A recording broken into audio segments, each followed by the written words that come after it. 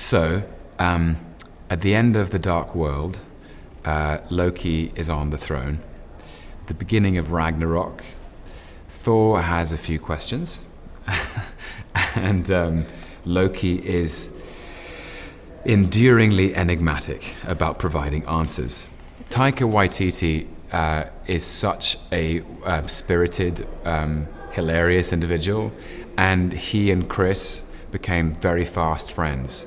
And what was great for me to see was to see their friendship kind of blossom, and they brought out the best in each other and started making stuff up. And I can confidently say right now, this will be the funniest depiction of the character of Thor that you've ever seen. I personally have known for almost 10 years that Chris Hemsworth is hilarious.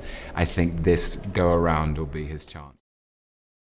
Hey everybody, it's Charlie. So Tom Hiddleston dropped a whole bunch of extra information about Ragnarok in addition to the stuff that's in this clip, so I'm going to do a breakdown. The tagline is that he basically craps his pants at the sight of Hela, so he runs to Thor, and that's sort of where he picks up in this teaser here. Thor has a lot of questions. Loki isn't very forthcoming about answers. So if you're brand new to the channel, I do Marvel videos every week. Be sure to subscribe to get everything. I'm even doing a Doctor Strange DVD giveaway. And speaking of which, I'm going to have to reference some stuff from the end of that movie, so just be careful for spoilers if you haven't seen Doctor Strange yet. A lot of this is all taken from interviews that he's been doing for his Kong Skull Island movie. So he goes on to say, this is stuff that wasn't in that clip, but hammers are involved and stakes are raised, so I'm paraphrasing him. Cate Blanchett, it's no secret, is playing the goddess of death, who brings destruction in her wake, and it's the kind of destruction that both Thor and Loki have never seen on a scale of terror that they've never seen before, so they fall back on their brotherhood, so that's actually a really big thing, fractured though it is, to see what they can do to stop her. That's the Loki-Thor through line. So you have to imagine that they both like each other. Remember that funny Captain America scene where Loki puts on the costume, like he makes himself look like Captain America? Maybe you'd rather have one of your Avengers friends with you on this journey. So he really likes that. I mean, he likes to torment Thor the way that brothers torment each other. So even though he has all these feelings of being an outsider, being an outcast, because he is part frost giant, he still feels this very brotherly bond with Thor that'll come through in the movie in a way that I don't think that it came through during Dark World. You felt a little bit of their camaraderie, but a lot of the characters got lost in that movie, and I think that that's why Thor Ragnarok, like one of the big reasons why it's going to be a lot better, because they're focusing more on the characters, but they've also got all that crazy spectacle too. They got the Planet Hulk stuff, they have Hela, they have Ragnarok itself, but tracing the through line from what Tom Hiddleston said to the official synopsis of the movie, Thor, imprisoned on the other side of the universe without his mighty hammer, and finds himself in a race against time to get back to Asgard to stop Ragnarok, the destruction of his homeworld, and the end of Asgardian civilization at the hands of an all-powerful new threat, the ruthless Hela. But first he must survive a deadly gladiatorial contest that pits him against his former ally and fellow Avenger, the Incredible Hulk. So between all the teasers they've been dropping recently, between the concept footage, the Infinity War stuff, we've actually seen a bunch of Thor Ragnarok so far. And even if you have like a broad idea of Jack Kirby's storyline, you know that it's the destruction of Asgard, where some of the gods live, some of them die and are reborn as new versions of themselves. So there's this endless cycle of death and rebirth in the universe. I don't know how they're going to explain that in the movies. They might make her more of an Angela character because that's kind of the vibe that she's giving off. But she herself is part frost giant just like Loki, and her power is so great that they might even tune it down just a little bit in the movies. She has the ability to cull the actual souls of a certain percentage of dead Asgardians. So if you don't know who Angela is, she's actually a pretty cool character that Neil Gaiman created that belonged to Dark Horse for a while, Todd McFarlane. There was this big legal battle, but he got her back. So Marvel started using her and made her the daughter of Odin, the lost daughter of Odin. So she's basically just this super badass character. Imagine her being like a much crazier version of Gamora. Like you see Gamora in the Guardians trailer holding this giant weapon. Just imagine Angela holding two of those at the same time, but she mostly uses swords.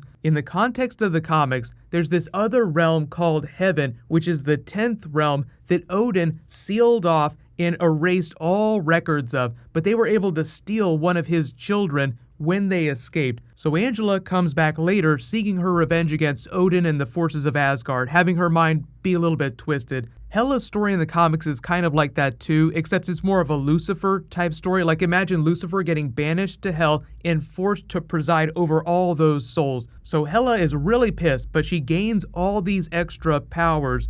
So the way they explain her in the movie so far, the synopsis that we've gotten, is that she's seeking Ragnarok, the destruction of all of the 9 realms, not just Asgardian society.